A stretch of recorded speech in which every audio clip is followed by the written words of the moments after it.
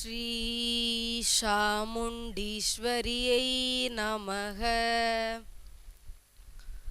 பாலும் தெளிந்தேனும் பாகும் பருப்பும் இவை நாளும் கலந்து நான் உனக்கு தருவேனே. கோலம் செய் துங்க கருமுகத்து தூமணியே, நீ எனக்கு சங்கத்தமிழ் மூன்றும் தா. நீ எனக்கு சங்கத்தமிழ் மூன்றும் தா. நீ எனக்கு சங்கத்தமிழ் மூன்றும் தா. தாயினும் கனிந்த உள்ளம், தளர்விலா தீர வீரம், தீயினை போன்ற தூய்மை, தென்றலை போன்ற தன்மை, மாயையும் அஞ்சும் ஞானம், மன்மதன் போன்ற மேனி, ஆயவை பொருந்தும் அண்ணல் விவேகானந்தர் வாழ்க. சுவாமி விவேகானந்தரின் பொற்பாதத்தை தொட்டு வணங்குகிறேன். நடைபெற்று கொண்டிருக்கின்ற கட்டையன்விளை அருள்மிகு ஸ்ரீ பத்ரகாளி அம்மன் திருக்கோவிலிலே இந்த நிகழ்ச்சியிலே ஆதிராவுக்கு பேசுவதற்கென்று ஒரு அருமையான வாய்ப்பினை தந்த மதிப்பிற்குரிய ஐயா முருகேசன் அவர்களுக்கும், ஆலய நிர்வாகிகளுக்கும், ஊர் மக்களுக்கும், அனைத்து நல்லுள்ளங்களுக்கும், ஆன்றோர்களுக்கும் சான்றோர்களுக்கும் என் போன்றோர்களுக்கும் என் அன்பான வணக்கத்தினை தெரிவித்துக் கொள்கிறேன். நான் பேசுவதற்காக எடுத்துக்கொண்ட பொருள், அழகை வெறுத்த அழகி, உலகலாம் உணர்ந்து ஓதுதற்கு அரியவன், நிலவுலாவிய நீர்மலி வேணியன், அழகிர் ஜோதியன் அம்பலத்து ஆடுவான், மலர் சிலம்படி வாழ்த்தி வணங்குவோம். பெரிய புராணத்தினுடைய முதல் பாடலிலே சேக்கிழார் தெளிவாக சொல்லியிருப்பார், உலகலாம் உணர்ந்து ஓதுதற்கு அரியவன் என்று. நினைத்து பாருங்கள், இந்த உலகத்திலே பலரும் நாம் தான் உயர்ந்தவர்கள் என்று நினைத்து கொண்டிருக்கிறோம். சேக்கிழார் சொல்கிறார், உலகத்தையே உணர்ந்தவனாக நீ இருந்தாலும் கூட அப்பேற்பட்ட பரம்பொருளாகிய சிவபெருமானை ஓதுதற்கு நீ அறியவன்தான். உலகமே என்னுடைய கையிலே இருக்கிறது என்று நீ நினைத்தாலும் கூட சிவபெருமானுடைய நாமத்தை நீ நாவால் ஓதி புகழ வேண்டுமென்றால் அதற்கு நீ பேறு பெற்றிருக்க வேண்டும் என்கிறார். இறுதியாக சொல்கிற போது, அப்பேற்பட்ட சிவபெருமானுடைய பொற்பாதங்களை நீ பார்க்க வேண்டும் என்று சொன்னாலும் அதற்கும் நீ பேறு பெற்றிருக்க வேண்டும் என்றிருப்பார். நாமத்தை சொல்ல வேண்டும் என்றாலும் சரி, சிவபெருமானுடைய திருவடிகளை பார்க்க வேண்டும் என்று சொன்னாலும் சரி, எல்லாவற்றிற்கும் நீ அதற்கான புண்ணியத்தை பெற்றிருந்தால் மட்டும்தான் இறைவனை குறித்து நீ நினைக்கவே முடியும் என்கிறார். அதற்கான புண்ணியம் என்ன? அந்த புண்ணியத்தை பெறுவதற்கு என்ன செய்ய வேண்டும்? செல்வத்தை எல்லாம் சேர்த்து கொண்டால் புண்ணியம் வருமா? கிடையாது. அவையெல்லாம் நிலையில்லாதது. எதை செய்தால், எதை சேர்த்தால் புண்ணியம் வரும் என்று கேட்டால், பரம்பொருளாகிய சிவபெருமானை பற்றி சொல்கிற போது, எப்போது ஒருவன் தொண்டு என்கிற மனப்பான்மையை மனதிலே சேர்த்து கொள்கிறானோ அப்போது அவன் புண்ணியத்தை தேடுகிறான். அழகாக சொல்லி இருப்பார்கள். சைவ சமயம் சார்ந்த அத்தனை சமயத்திலுமே சொல்லக்கூடியது ஒன்றைத்தான், மக்களுக்கு செய்யும் சேவையே மகேசனுக்கு செய்கிற சேவை என்பார்கள். எப்போது நம்மை போன்ற மானிடர்களுக்கு நாம் தொண்டு செய்ய தொடங்குகிறோமோ அந்த தொண்டு அந்த மகேசனுக்கே நாம் செய்யக்கூடிய தொண்டாக இருக்கிறது. சரி, இறைவனை அடைவதற்கு புண்ணியம் தேவை, புண்ணியத்தை பெறுவதற்கு தொண்டு தேவை. இவை இரண்டையும் வளர்ப்பதற்கு எது தேவை என்று பார்த்தால், அதை எந்த ரீதியில் நாம் சுற்றி வளைத்து பார்த்தாலும் முடிவில் தேவையானது ஆன்மீகம்தான். ஆன்மீகமும் பக்தியும் இல்லாமல் இந்த உலகத்தில் எதை ஒன்றையும் ஒருவன் முழுமையாக சாதித்து விட முடியாது. ஆன்மீகம் எதற்கு தேவை? ஆன்மீகத்தை இன்றைக்கு நாம் எப்படி பார்க்கிறோம்? எல்லாவற்றிற்கும் மூலாதாரமாக சிகரத்திலே உச்சாணி கொம்பிலே இருப்பது ஆன்மீகம். ஆனால் அந்த ஆன்மீகத்தை இன்றைக்கு தேடி தேடி போய் நாம் கொடுக்க வேண்டி இருக்கிறது. யாரும் தானாக வந்து அதை பெறுவதற்கு தயாராக இல்லை இன்றைய காலத்திலே. ஆன்மீகம் என்பது என்னை கேட்டால் பால் போன்றது. பாலை பாருங்கள், ஒரு பசும்பாலை எடுத்துக்கொண்டால் அதை பாலாகவும் நாம் பயன்படுத்தலாம். ஒரு நாள் கடந்தால் தயிராகவும் பயன்படுத்தலாம். தயிரை கடைந்தால் வெண்ணெயாகவும் பயன்படுத்தலாம். வெண்ணெயை உருக்கினால் நெய்யாகவும் பயன்படுத்தலாம். சரி, வெண்ணெய் எடுத்த மீதம் தயிரை என்ன செய்வதென்றால் அதை மோராக பயன்படுத்தலாம். ஆக சுற்றி வளைத்து எந்த ரீதியில் பார்த்தாலும் சரி, பசும்பாலை எடுக்கிற போது அதில் கழிவான பகுதி என்று எதுவும் வருவதில்லை, பயன்படாத பகுதி என்று எதுவும் வருவதில்லை. எந்த ரீதியில் பார்த்தாலும் எந்த கோணத்தில் பார்த்தாலும் நாம் பசும்பாலை பயன்படுத்தக்கூடிய முறையிலே பால் அமைகிறது. நினைத்து பாருங்கள், எல்லா ரீதியிலும் பயன்படக்கூடிய அந்த பசும்பாலை இன்றைக்கு யாரும் தானாக வந்து வாங்குவதற்கு தயாராக இல்லை.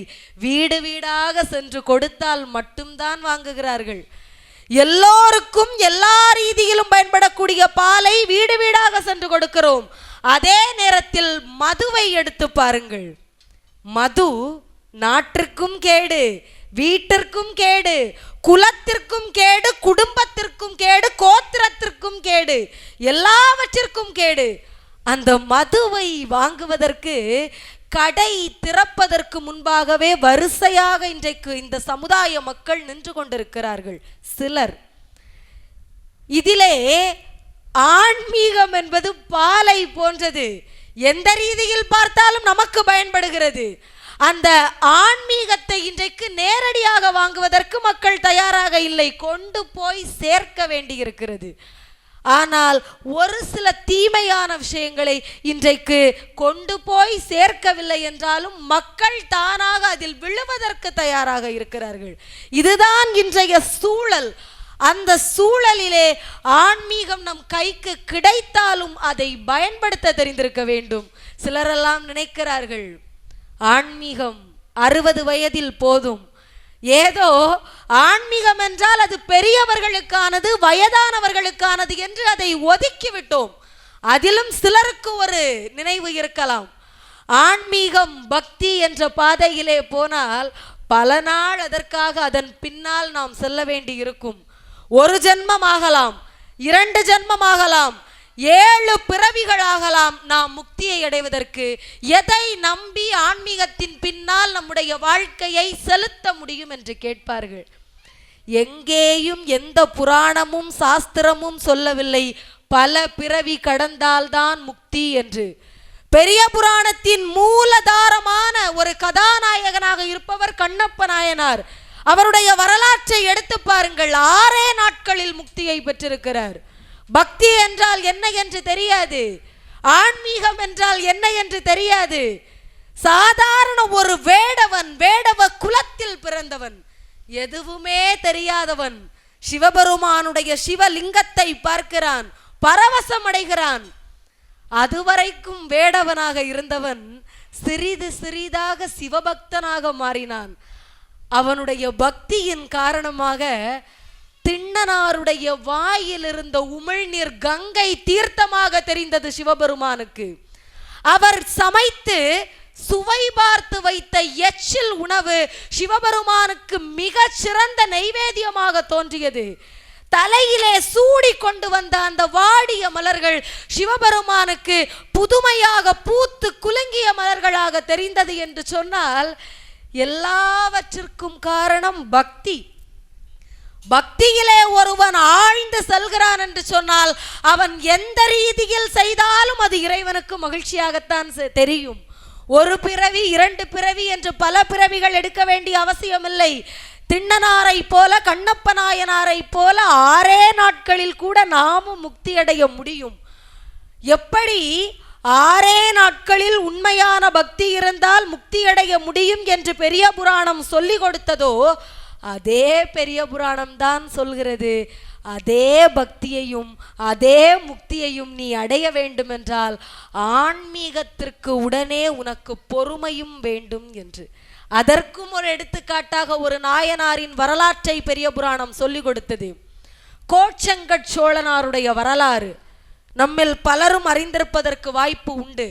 கோச்சங்கட் சோழனார் ஆரம்பத்திலே சோழ பரம்பரையில் ஒன்றும் பிறக்கவில்லை. முதலிலே சிலந்தியாகத்தான் பிறந்தார். சிலந்தியாக பிறந்திருக்கிற போது மிகப்பெரிய ஒரு வில்வ மரத்திலே சிலந்தியாக அமர்ந்து கொண்டிருந்தார். ஒரு யானை வந்தது. அந்த வில்வ மரத்திற்கு கீழே ஒரு அழகான சிவலிங்கம் இருந்தது. யானை பார்க்கிறது சிவலிங்கத்தை. அழகான இயற்கை காட்சி பொருந்திய இந்த வில்வ மரத்திற்கு கீழே எவ்வளவு அழகாக சிவபெருமான் காட்சி கொடுக்கிறார். அப்படிப்பட்ட சிவபெருமானுக்கு நெய்வேத்தியங்கள் எல்லாம் செய்து அவரை சிறப்பு செய்ய வேண்டுமே என்று சொல்லி பக்கத்திலே இருந்த ஒரு நதியில் சென்று தன்னுடைய துதிக்கையிலே தண்ணீரை எடுத்து வந்தது. அந்த சிவலிங்கத்தின் மேலே ஊற்றி சிவலிங்கத்தை சுத்தப்படுத்தி பக்கத்திலே இருந்த பழங்களை எல்லாம் பறித்து நெய்வேத்தியம் வைத்து விட்டு சென்றது. யானை சென்றவுடன் சிலந்தி வந்து பார்த்தது. சிலந்தி பார்க்கிற போது வில்வ மரத்திலே காய்ந்திருந்த ஒரு சில சருகுகளும் இலைகளும் சிவலிங்கத்தின் மேலே விழுந்திருந்தது. சிலந்திக்கு ஒரே வருத்தம், எவ்வளவு அழகாக சிவபெருமான் காட்சி கொடுக்கிறார், இவ்வளவு அழகாக இருக்கிற போது காய்ந்த இந்த சருகுகள் எல்லாம் சிவலிங்கத்தின் மேலே படுகிறதே, ஒரு பந்தல் அமைத்தால் பந்தலில் தானே சருகுகள் விழும் என்று சொல்லி தன்னுடைய வாயிலிருந்து வந்த அந்த உமிழ்நீரால் ஒரு வலையை பின்னி பிணைந்து சிவலிங்கத்தின் மேலே வைத்தது. இப்போது சருகுகள் எல்லாம் வலையில் தான் விழுந்தது. அடுத்த நாள் யானை வந்தது. சிவபெருமானை அந்த சிவலிங்கத்தை தூய்மை செய்வதற்காக. யானைக்கு ஒரே கோபம், என்னதான் பந்தலாக அமைத்திருந்தாலும் அது வாயில் இருந்து வந்த உமிழ்நீரால் செய்ததல்லவா, இதை போய் சிவபெருமானுக்கு மேலே அமைப்பதா, இது மிகப்பெரிய தவறு என்று சொல்லி அந்த வலையை நீக்கிவிட்டு திரும்பவும் சிவபெருமானுக்கு நெய்வேத்தியம் செய்து விட்டு சென்றது. இந்த சிலந்திக்கு ஒரே கோபம், யானை எப்படி சிவபெருமான் அழகாக தெரிய வேண்டும் என்பதற்காக நெய்வேத்தியம் செய்கிறதோ அதே போலத்தானே நானும் செய்கிறேன். சிவபெருமானின் மீது சருகுகள் விழக்கூடாது என்பதற்காகத்தானே நான் பந்தல் செய்கிறேன், அந்த வலையை செய்கிறேன், இதில் என்ன தவறு இருக்கிறது என்று சொல்லி மறுநாள் யானை இப்படி செய்தால் தண்டனை கொடுக்க வேண்டும் என்று சிலந்தி தயாராக இருந்தது. யானை மறுநாள் வந்தது. சிலந்தி பின்னி வைத்திருந்த வலையை கலைத்தது. சிலந்திக்கு ஒரே கோபம், கோபத்திலே யானையினுடைய துதிக்கைக்குள்ளே சென்று விட்டது. இப்போது யானையினுடைய துதிக்கைக்குள்ளே சென்று சிலந்தி கடித்ததால் யானைக்கு வலியை தாங்க முடியவில்லை. அந்த தும்பிக்கையை போட்டு இரண்டு பக்கத்திலுமே இருக்கக்கூடிய சுவரிலே அடித்து கொண்டிருந்தது. உள்ளே இருந்த சிலந்தியும் இறந்தது, தும்பிக்கையிலே பட்ட வலி தாங்காமல் யானையும் இறக்கிறது. சிவபெருமான் இப்போது காட்சி கொடுத்தார். யானையை சிவபதம் அடைவதாக சொல்லி முக்தியை கொடுத்து விட்டார். சிலந்தியை பார்த்து சொன்னார், மறுபிறவியிலே நீ ஒரு அரசனாக பிறந்து எனக்காக ஆலயம் கட்டி நீ மகிழ்ச்சி பெற்றுக்கொள் என்றார். அதுவும் இதே வில்வமரம் இருக்கக்கூடிய இடத்தில் எனக்கு ஆலயம் கட்ட வேண்டும் என்று. மறுபிறவியிலே சோழ நாட்டினுடைய அரசியாரினுடைய வயிற்றிலே அந்த சிலந்தி ஒரு இளவரசனாக பிறப்பதற்கு தயாராகி கொண்டிருக்கிறது. இன்னும் ஒரு சில நாளிகைகளிலே அந்த குழந்தை பிறக்க போகிறது. அந்த நேரத்திலே அரண்மனையில் இருந்த ஜோதிடர்கள் எல்லோரும் வந்து சொன்னார்கள், அரசியாரே, இப்போது இந்த குழந்தை பிறக்கும் என்று சொன்னால் இந்த பாரதத்திற்கே மிகப்பெரிய கேடு வருவதற்கு வாய்ப்பு இருக்கிறது, உங்கள் அரச குலத்திற்கே மிகப்பெரிய கேடு வருவதற்கு வாய்ப்பு இருக்கிறது. அரசியாரே, சற்று பொறுமை கொள்ளுங்கள், இன்னும் ஒரு சில நாளிகைகள் கழியட்டும், கழிந்த பிறகு இந்த குழந்தையை பெற்றெடுங்கள், பாரதமே காப்பாற்றப்படும் என்றார்கள். அந்த தாய் கேட்டாள், எனக்கு பிரசவ வலி வந்துவிட்டது, நான் இப்படியே இருப்பேன் என்று சொன்னால் இப்போதே குழந்தை பிறந்துவிடும், குழந்தை தாமதமாக பிறக்க வேண்டும் என்றால் நான் என்ன செய்ய வேண்டும் என்று கேட்டாள். பக்கத்திலே இருந்தவர்கள் சொன்னார்கள், அரசியாரே, உங்களை தலைகீழாக கட்டி தொங்க விடுவோம் என்று சொன்னால் குழந்தை இப்போது பிறக்காது. எப்போது உங்களை திரும்ப சரியான நிலைக்கு கொண்டு வருகிறோமோ அப்போது தான் குழந்தை பிறக்கும் என்றார்கள். நினைத்து பாருங்கள், ஒரு தாயினுடைய பிரசவ வலி எப்படி இருக்கும்? அந்த வலியிலே ஒரு சாதாரண பெண்ணானவள் என்ன நினைப்பாள்? குழந்தையை பெற்றுவிட்டால் போதும் என்பது தான் அவளுடைய தவிப்பு. இந்த வலி முடிந்து விட்டால் போதும் என்பது தான் ஒரு பெண்ணினுடைய தவிப்பு. ஆனால் அந்த அரசு என்ன சொன்னாள் தெரியுமா? இந்த குழந்தை என்னால் ஒரு சில நாளிகை கழிந்து பிறந்தால் இந்த பாரதத்திற்கு நன்மை ஏற்படும் என்றால் நான் தயாராக இருக்கிறேன். என்னை தலைகீழாக கட்டி தொங்க விடுங்கள் என்று சொன்னாள்.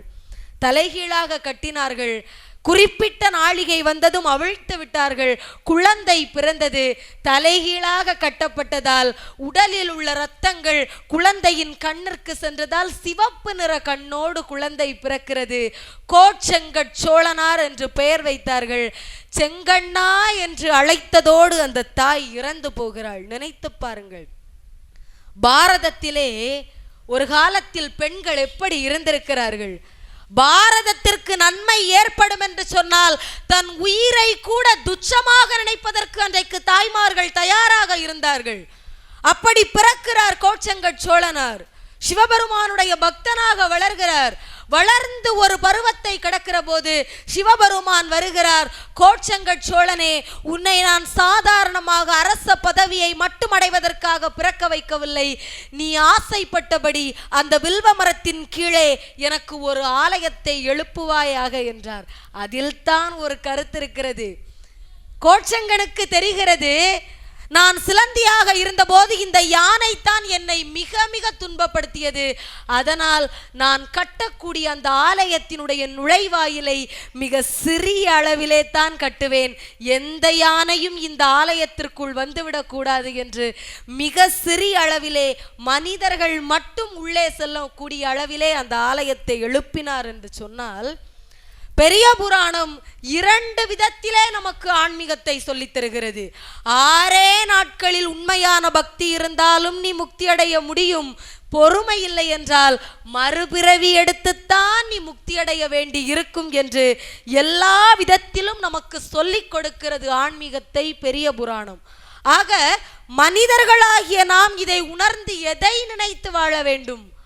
பார்ப்பவர்கள் நம்மை தவறாக நினைத்து விடுவார்களோ என்று பயத்தோடு வாழ்வதை விட படைத்தவன் நம்மை தவறாக நினைத்து விடுவானோ என்று பயத்தோடு நாம் வாழ்வோம் என்றால் உண்மையான பக்தியை நிச்சயமாக நாம் புரிந்து கொள்ள முடியும். படைத்தவனுடைய படைப்பு என்ன? அதுதான் இயற்கை. இறைவன் இயற்கையை இறை என்கிற நிலையிலே நமக்கு படைத்து கொடுத்தான். நாம் தான் இன்னும் இயற்கையை புரிந்து கொள்ளாமல் இருக்கிறோம். இயற்கை எல்லா ரீதியிலுமே மனிதனுக்கு ஒரு பேரின்பத்தை கொடுப்பதற்கு முன்பால் சிற்றின்பத்தை ஒத்திகைக்கு கொடுக்கத்தான் செய்கிறது. பேரின்பம் என்ன? மனிதனுடைய வாழ்க்கையின் பேரின்பம் என்ன? எப்படியாவது எம்பெருமானுடைய திருவடியை அடைந்து விட வேண்டும் என்பது நம்முடைய பேரின்பம். எப்படியாவது எம்பெருமானுடைய திருவடியின் கீழ் முக்தியை பெற வேண்டும் என்பது நம்முடைய பேரின்பம். இந்து சமயம் என்ன சொல்லி தருகிறது? இறை என்கிற பேரின்பத்தை அடைவதற்கு முன்பாக இந்த உலகத்திலே சிற்றின்பத்தை நீ அனுபவித்து விட்டு வா என்கிறது. பேரின்பம் என்கிற பெரிய இன்பத்திற்கு முன்பாக சிறிய ஒரு ஒத்திகைத்தான் இந்த உலகத்திலே நாம் வாழக்கூடிய வாழ்க்கை. எல்லாவற்றிலும் ஒத்திகையை கொடுத்திருக்கிறது இந்த உலகம், இந்த இயற்கை. மரணத்தை எடுத்துக்கொள்ளுங்கள். மரணம் எப்படி நடக்கப் போகிறது என்பது நம் யாருக்கும் தெரியாது.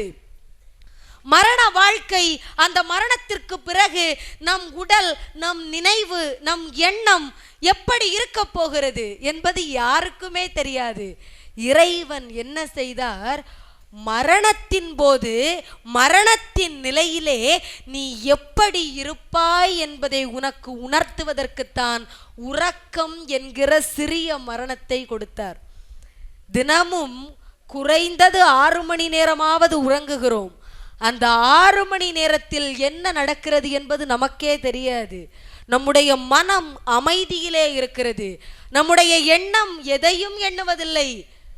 எப்படி மிகப்பெரிய ஒரு இன்பமான மரணம் இருக்கிறதோ அந்த மரணம் எப்படி இருக்க போகிறது என்பதற்கான ஒத்திகைத்தான் உறக்கம். இதைத்தான் வள்ளுவர் அழகாக சொல்லியிருப்பார், உறங்குவது போலும் சாக்காடு என்று. அதாவது மரணம் என்பது உறக்கத்திற்கு சமமானது. உறங்குவது சிற்றின்பம் என்றால் மரணம் பேரின்பம் என்பதை திருக்குறள் நமக்கு சொல்லித் தருகிறது. எல்லா ரீதியிலுமே இறைவனுடைய இயற்கை என்கிற பண்பு பேரின்பத்திற்கு முன்பால் ஒரு சிற்றின்பத்தை கொடுக்கத்தான் செய்கிறது. நாம் தான் அந்த இயற்கையை இன்னும் புரிந்து கொள்ளாமல் இருக்கிறோம். இயற்கையினுடைய படைப்பை எடுத்து பாருங்கள். உதாரணமாக ஒரு கதையை சொல்கிறேன். ஒருவன் ஒரு நாள் இயற்கையை ரசித்து கொண்டே நடந்து செல்கிறான். இயற்கையினுடைய அழகை எல்லாம் பார்த்து கொண்டே செல்கிறான். எல்லாவற்றையும் பார்த்து முடித்த பிறகு ஒரு வேப்ப மரத்திற்கு கீழே சென்று அமர்ந்தான். மிகப்பெரிய வேப்ப மரம். அந்த வேப்ப மரத்திற்கு கீழே அமர்ந்தவன் அப்படியே சாய்ந்து படுத்து கொண்டு அந்த மரத்தை பார்த்தான். அவனுக்கு சிரிப்பு வந்தது. நினைத்தான் மனதிலே, இறைவன் எவ்வளவு பெரிய முட்டாளாக இருந்தால் இயற்கையை இப்படி படைத்திருப்பான் என்று. அவன் நினைக்கிறான், இந்த வேப்ப மரம் எவ்வளவு பெரிதாக இருக்கிறது, எவ்வளவு சுமையை தாங்கக்கூடிய சக்தி இந்த வேப்ப மரத்திலே இருக்கிறது. அப்படிப்பட்ட இந்த பெரிய மரத்திலே இறைவன் சிறிய சிறிய வேப்பங்கனிகளை கொடுத்திருக்கிறான். எல்லா கனிகளும் சுண்டு விரல் அளவுக்கு கூட இல்லை. ஆனால் மரம் பெரிதாக இருக்கிறது, காய்களும் கனிகளும் சிறிதாக இருக்கிறது. அதே நேரத்திலே பூசணிக்காயையும் வெள்ளரிக்காயையும் நினைத்து பார்த்தான். காய்கள் பெரிதாக இருக்கிறது, அவ்வளவு பெரிய காயை தாங்கக்கூடிய செடி சிறிதாக இருக்கிறது. அந்த செடியால் காயின் சுமையை கூட தாங்க முடியாமல் வளைந்து மண்ணோடு போய் கிடக்கிறது. இயற்கையை ஏன் இறைவன் இப்படி படைத்திருக்கிறான்? முட்டாள்தனமாக அல்லவா இருக்கிறது என்று நினைத்து கொண்டே உறங்கிவிட்டான். சில நிமிடங்கள் கடந்தது. திடீரென்று ஒரு வேப்பங்காய் அவனுடைய முகத்திலே விழுந்தது. உறக்கத்திலிருந்து விழித்து பார்த்தான். ஒரு நொடி நினைத்தான், இறைவன் இயற்கையை எவ்வளவு அழகாக படைத்திருக்கிறான். இந்த நேரத்திலே இந்த மரத்தில் பூசணிக்காயோ வெள்ளரிக்காயோ இருந்திருந்தால் என் நிலை என்னவாக போயிருக்கும். ஆக இறைவன் இயற்கையை சரியாகத்தான் படைத்திருக்கிறான். மனிதன் சரிவர அதை புரிந்து கொள்வான் என்று சொன்னால் எல்லாம் சரியாக அமையும் என்பதை புரிந்து கொண்டான் என்று சொன்னால், நம்மை ஆளக்கூடிய இறைவன் நாம் ஆள்வதற்கானவற்றையும் பேணுவதற்கானவற்றையும் சரியாகத்தான் கொடுத்தான். நம்மை ஆள்வதால் தான் அவனை ஆண்டவன் என்று சொன்னோம். நம்மை ஆள்வதால் தான் அவனை ஆணாக பார்த்தோம். இந்த சமயத்திலே சைவ சமய சித்தாந்தம் எதை சொல்கிறது? மனிதனும் இறைவனும் வாழக்கூடிய வாழ்க்கையை நாயகி நாயகன் பாவனை என்று சொன்னது.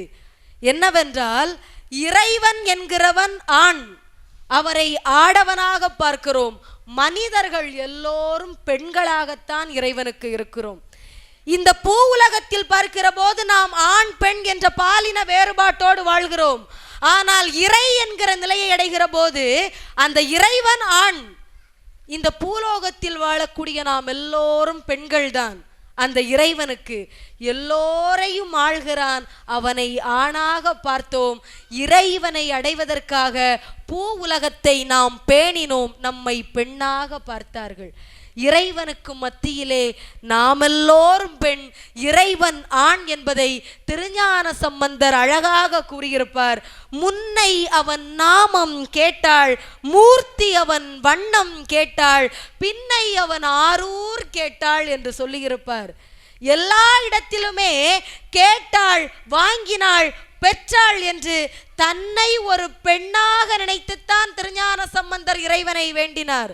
சிவபெருமானுக்கு முன்னால் நான் ஆணாக இருந்தாலும் பெண்ணாகத்தான் இறைவனுக்கு தெரிகிறேன் என்று நாயகி நாயகன் பாவனையை சொல்லிக் கொடுத்த சமயம் நம்முடைய இந்து சமயம். அந்த முறையிலே இறைவனை வழிபடுவதற்கு சொல்லிக் கொடுத்த சமயம் நம்முடைய இந்து சமயம். அதை புரிந்து கொள்வோம் என்று சொன்னால் ஆன்மீகத்தை நாம் உணர முடியும். பொறுமையும் பக்தியும் இருந்தால் ஆன்மீகத்தை எப்படி அடையலாம் என்று நான் கூறினேனோ அவை எல்லாவற்றையும் அடைந்த பிறகு ஆன்மீகத்தில் நமக்கு தேவையானது ஒழுக்கம். ஒழுக்கம் உயிரினுக்கும் மேலான ஒன்று. வள்ளுவன் அழகாக சொல்லியிருப்பார், ஒழுக்கம் விழுப்பம் தரலான் ஒழுக்கம் உயிரினும் ஓம்பப்படும் என்று. இந்த உலகத்திலே நாம் எல்லோரும் எதை பெரிதாக நினைக்கிறோம்? உயிர் இருந்தால் எதையும் சாதிக்கலாம் என்று நினைக்கிறோம். நாம் மட்டுமல்ல, பட்டினத்தாரே அதைத்தான் நினைத்தார். காலன் வரும் முன்னே கண்பஞ்சடை முன்னே பாலுன் கடைவாய் படும் முன்னே ஊரார் அழும் முன்னே சுற்றார் சுடும் முன்னே குற்றால தீசனே கூறு என்றார். பட்டினத்தார் சொன்னார், மரணம் வரக்கூடிய வயதான பருவம். அந்த பருவம் வந்தால் மரணம் வந்துவிடும், ஊரெல்லாம் கூடிவிடும், அழுகையை எல்லோரும் கொண்டு வந்து விடுவார்கள். அப்படிப்பட்ட மரணம் வரும் முன், உயிர் உடலில் இருக்கும் முன் எனக்கு எல்லா விதமான முக்தியையும் கொடு என்று கேட்டார். பட்டினத்தார் கூட உயிருக்குத்தான் முக்கியத்துவம் கொடுத்தார். உயிர் இருந்தால் எல்லாவற்றையும் சாதிக்கலாம் என்று நம்பினார். வள்ளுவர் சொன்னார், உயிர் இரண்டாவது இடம்தான், ஒழுக்கம் முதலிடம் என்றார். ஒழுக்கம் உயிரினுக்கும் மேலான இடத்தில் ஒருவன் வைத்து பார்க்கிற போது அந்த ஒழுக்கம் அவனுக்கு தேவையான எல்லாவற்றையும் கொடுக்கும் என்று நம்பினார். அதே வள்ளுவர் அடுத்ததாக சொன்னார், மரப்பினும் ஓத்து கொள்ளலாகும் பார்ப்பான் பிறப்பொழுக்கம் குன்றங்கெடும் என்று. என்ன தெரியுமா? நீ படித்த படிப்பை மறந்தால் கூட நாளை ஒரு முறை அதே புத்தகத்தை எடுத்து பார்த்தால் உனக்கு நினைவு வந்துவிடும். ஆனால் ஒரே ஒரு முறை உன்னுடைய வாழ்க்கையிலே ஒழுக்கத்தில் நீ தவறிவிட்டாய் என்று சொன்னால் எத்தனை முறை நீ முயற்சித்தாலும் அந்த ஒழுக்கத்தில் நீ தவறிய நிலையை உன் வாழ்க்கையிலிருந்து மாற்றவே முடியாது என்கிறார். ஒருவேளை நாம் ஒழுக்கத்திலிருந்து தவறி ஏதோ ஒரு தவறை செய்து விட்டோம், அதை மறந்தும் விட்டோம், அதிலிருந்து நல்ல நிலைக்கு வந்தும் விடுகிறோம் என்று வைத்துக் கொள்ளுங்கள். நாம் பழைய விஷயங்களை மறந்தாலும் கூட இந்த சமூகம் அதை ஒருபோதும் மறக்காது. நாம் எல்லாவற்றையும் மறந்து நல்ல ரீதியிலே சென்றாலும் கூட நம்மை சுற்றி இருக்கக்கூடிய சமூகம் நாம் ஒரு முறை செய்த தவறை சுட்டிக்காட்டி கொண்டே தான் இருக்கும். அதனால் ஒழுக்கத்தை ஒருபோதும் மறந்து விடாதீர்கள். கற்ற கல்வியை மறந்தாலும் பெற்றுவிடலாம் என்றார் வள்ளுவர். மூன்றாவதாக இறுதி குறளிலே சொல்கிறார், ஒழுக்கத்திலே உலகத்தோடொட்ட ஒழுகல் பலகற்றும் கல்லார் அறிவிலாதார் என்று. எவ்வளவு பெரிய குறள் தெரியுமா? சாதாரணமான விஷயம் அல்ல. பார்ப்பதற்குத்தான் 1.25 அடி. இந்த உலகத்தை கொண்டு அந்த அடிக்குள் அளந்து வைத்திருக்கிறான் வள்ளுவன். என்ன சொல்கிறார் என்றால், நீ எதை வேண்டுமென்றாலும் கற்றுக்கொள், எத்தனை படிப்புகளை வேண்டுமென்றாலும் கற்றுக்கொள், எத்தனை நாடுகளுக்கு வேண்டுமென்றாலும் சென்று கொள், 1000 வேலைகளிலே அனுபவங்களை பெற்றுக்கொள், பரவாயில்லை. ஆனால் எந்த அளவு கல்வியை நீ கற்றாலும், எந்த அளவு உயர்ந்த இடத்திற்கு நீ சென்றாலும், நீ பிறந்த ஊரையும் தாயையும் தாய் நாட்டையும் மறந்து விடாதே என்கிறார். 1000 படிப்புகளை படித்து 1000 வேலைகளுக்கு நீ செல்வது முக்கியமல்ல. பிறந்த ஊரை ஒருவன் மறப்பான் என்று சொன்னால் அது ஒழுக்கத்தை மறந்ததற்கு சமம் என்று சொல்கிறார். என்றால் ஒழுக்கத்திற்கு எவ்வளவு முக்கியமான இடம் இருக்கிறது. அதை நாம் உணர்ந்து கொள்வோம் என்று சொன்னால் ஆன்மீகத்தை சுலபமாக புரிந்து கொள்ள முடியும். அதை நாம் சுலபமாக தெரிந்து கொள்வதற்காகத்தான் பெரிய புராணம் என்கிற மிகப்பெரிய பொக்கிஷத்தை சேக்கிழார் கொடுத்தார். உண்மையாகவே சொல்கிறேன், சேக்கிழார் மட்டும் இல்லை என்று சொன்னால் இன்றைக்கு சிவபெருமானுடைய 63 நாயன்மார்களின் வரலாறு நமக்கு தெரியாமல் போயிருக்கும். 63 நாயன்மார்களுடைய தொண்டு நமக்கு தெரியாமல் போயிருக்கும். அவர்களுடைய மனிதநேயம் நமக்கு தெரியாமல் போயிருக்கும். அதனால் தான் எல்லோரும் சொன்னார்கள், சேக்கிழார் இல்லை என்றால் இன்றைக்கு பெரிய புராணம் என்கிற மிகப்பெரிய பொக்கிஷம் நமக்கு இல்லை. சேக்கிழாரை புகழ்கிற போது சொல்வார்கள், கருங்கடலை கூட கரத்தால் நீந்தி விடலாம், கடல் மணலை கூட எண்ணி அளவிடலாம். பெருங்கடலில் வரக்கூடிய அலைகளை அளவிடலாம். கடலுக்குள் இருக்கும் மீன்களையும் அளவிடலாம். விண்ணில் இருக்கும் உடுக்களை கூட அளவிடலாம். திருத்தொண்டர் புராணத்தை யாரோ அளவிட வல்லர், நம் சேக்கிழாருக்கே அது எளிதாகும், அமரர்க்கும் அரிதாகும் என்றார்கள்.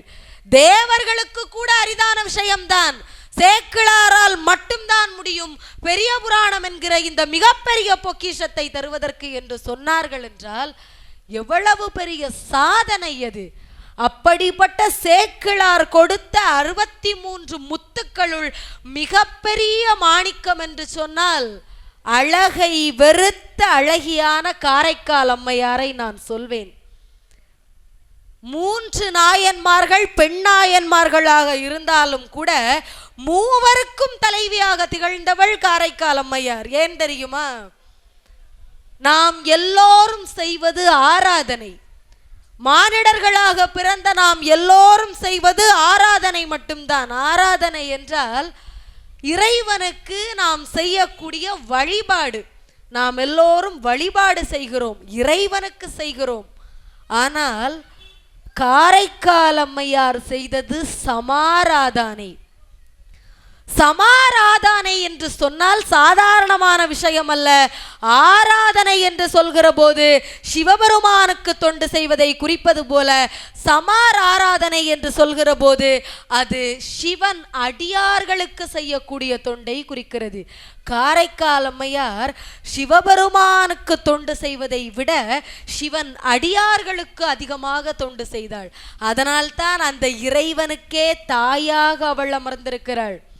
63 நாயன்மார்களுடைய சிலைகளை நீங்கள் பார்த்தால் தெரியும். பல ஆலயங்களிலுமே சிலையாக வடித்து வைத்திருப்பார்கள். எல்லா நாயன்மார்களும் நின்று கொண்டிருப்பார்கள். காரைக்கால் அம்மையார் மட்டும் அமர்ந்து கொண்டிருப்பாள். ஏன் தெரியுமா? அவள் சிவபெருமானுக்கே தாய். இந்த மூ உலகத்தையும் ஆளக்கூடிய இறைவனுக்கே தாயாக இருப்பவள் நின்று கொண்டிருக்க முடியுமா? அது முறையா? தாயை யாராவது கஷ்டப்படுத்த நினைப்போமா? அதனால்தான் அந்த சிவபெருமான் காரைக்கால் அம்மையாரை மட்டும் அமர்ந்த கோலத்திலே வைத்திருக்கிறார்.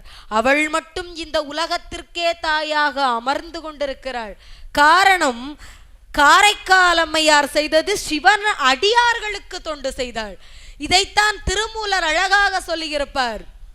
படமாட கோவில் பகவர்க்கு ஒன்று ஈயின், நடமாட கோவில் நம்பர்க்கு ஒன்று ஆகா.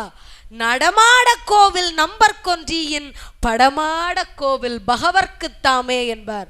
என்ன பொருள் தெரியுமா? சித்தர்கள் வாழ்ந்த காலத்திலே கடவுளை படமாக வரைந்து வழிபட்டார்கள். அதனால் இறைவனை படமாட கோவில் என்று சொல்வார்கள். மனிதர்கள் எல்லோரும் நடமாடி கொண்டிருந்ததால் மனிதர்களை நடமாட கோவில் என்று சொல்வார்கள். இந்த பாடல் எதை உணர்த்துகிறது என்றால், படமாட கோவிலாக இருக்கக்கூடிய இறைவனுக்கு நீ ஒரு தொண்டு செய்கிறாய் என்று சொன்னால், இறைவனுக்கு ஒரு வழிபாடு செய்கிறாய் என்று சொன்னால், அந்த வழிபாடு தொண்டர்களை சென்று அடைவது கிடையாது. நீ இறைவனுக்கு செய்யக்கூடிய எந்த வழிபாடும் எந்த புண்ணியமும் அடியவர்களை சென்று அடைவது கிடையாது. அதே நேரத்தில் அடியவர்களுக்கு நீ ஒரு தொண்டு செய்வாய் என்று சொன்னால் அந்த தொண்டு அப்படியே சிவபெருமானை சென்று அடைகிறது என்றார்கள். இப்போது நாம் எல்லோரும் ஒன்றை புரிந்து கொள்ள வேண்டும். இறைவனுக்கு 1000 பூஜைகள் 1000 நாமங்கள் செய்ய வேண்டியது அவசியம்தான், முக்கியம்தான். அதைவிட முக்கியம் இறைவனுடைய அடியார்களாக இந்த பிரபஞ்சத்திலே வாழக்கூடிய மனிதர்களுக்கு நாம் தொண்டு செய்வது, அந்த மனிதர்களை வணங்குவது. தொண்டு என்பது என்ன? எல்லோருக்கும் செல்வத்தை கொடுப்பதா? எல்லோருக்கும் நம்மிடம் இருக்கக்கூடிய பொருட்களை எல்லாம் பகிர்ந்து கொண்டிருப்பது மட்டும்தான் தொண்டா? கிடையாது. நடந்து செல்கிறோம், திடீரென்று எதிரே ஒருவர் வருகிறார், அவரை பார்த்து நமஸ்காரம், ஒரு வணக்கமாவது செய்ய கற்றுக்கொள்வோம். இந்த சமயம் அதைத்தான் சொல்கிறது. எதிரே வரக்கூடியவனுடைய அக மனதிலே இறைவன் இருக்கிறான் என்று சொல்லி அவனை பார்த்து பார். எதிரே ஒரு ஆன்மா வருகிறது என்று சொல்லி அந்த மனிதனை பார். இறைவன் எதிரே வருகிறார் என்று பார்த்துக்கொள். எதிரே வரக்கூடியவருக்கு ஒரு வணக்கம் சொல். என்னுள் இருக்கக்கூடிய அந்த கடவுளை உன்னுள்ளும் நான் பார்க்கிறேன் என்று சொல்லிப்பார். அதுதான் ஆன்மீகம். அதை செய்தவர் தான் காரைக்கால் அம்மையார். புனிதவதி என்கிற பெயரிலே வளர்கிறார். தனதத்தனுடைய மகளாக வளர்கிறார். நாமெல்லாம் சிறு வயதிலே என்ன செய்வோம்? குழந்தைத்தனமான கதைகளை பேசுவோம், சிறு சிறு விளையாட்டுகளை விளையாடுவோம். காரைக்கால் அம்மையாரும் இதை செய்தார், நான் இல்லை என்று சொல்லவில்லை. ஆனால் நாம் பேசுவதெல்லாம் பேசுபொருளாக முடிந்துவிடும். காரைக்கால் அம்மையார் சிவனை பேசக்கூடிய பொருளாக பேசினாள். நாம் எல்லோரும் கதைகளை பேசுவோம். காரைக்கால் அம்மையார் என்ன கதையை பேசினாள்? சிவபெருமானுடைய பெருமையை சொல்லக்கூடிய கதைகளை பேசினாள். நாம் எல்லோரும் விளையாடுவோம், தோழர்களுடன் விளையாடுவோம். காரைக்கால் அம்மையார் சிவபெருமானையே தோழனாக நினைத்து விளையாடினாள். பாரதியார் எப்படி எல்லா ரீதியிலும் கண்ணனை பார்த்தாரோ அதே போல எல்லா ரீதியிலும் சிவபெருமானை பார்த்தவர் புனிதவதி. அழகாக தன்னுடைய குழந்தை பருவத்தை கடக்கிறாள். இப்போது திருமணம் செய்யக்கூடிய பருவம் வந்தது. தனதத்தனை பார்ப்பதற்காக, அதாவது புனிதவதியினுடைய தந்தையான தனதத்தனை பார்ப்பதற்காக ஒரு மிகப்பெரிய வாணிப குடும்பத்திலிருந்து சில மூதறிஞர்களை அனுப்பி வைத்தார்கள். பரமதத்தனுக்கு புனிதவதியை பெண் கேட்பதற்காக. இங்கே தான் நாம் ஒன்றை கவனிக்க வேண்டும்.